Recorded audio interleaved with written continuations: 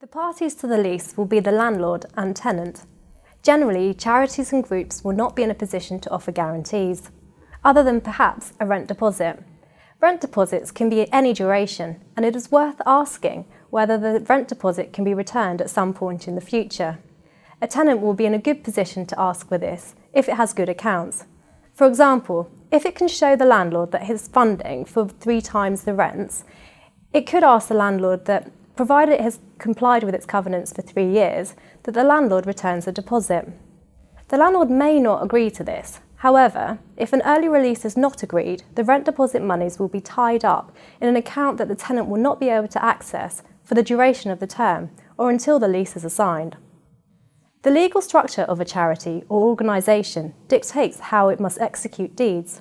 Incorporated charities, for example, those established as a company, can enter into the lease in its own right. Unincorporated charities, however, and groups will need the trustees or the charity representatives to enter into the lease on its behalf. These individuals should be advised to obtain their own independent legal advice.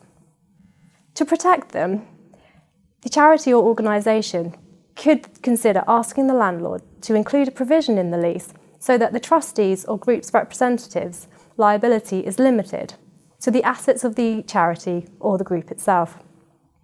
This will limit the signatory's risk exposure. However, individuals signing the lease may still ask the charity or group to indemnify them. The need for this arises because trustees of charitable trusts or representatives of a group will hold the lease in their personal capacity. They will be personally, jointly and severally liable for any breaches of the lease by the charity and any liabilities under the lease. Something I do feel I should mention is that all leases to a charity must contain a statement which complies with Section 1228 of the Charities Act 2011.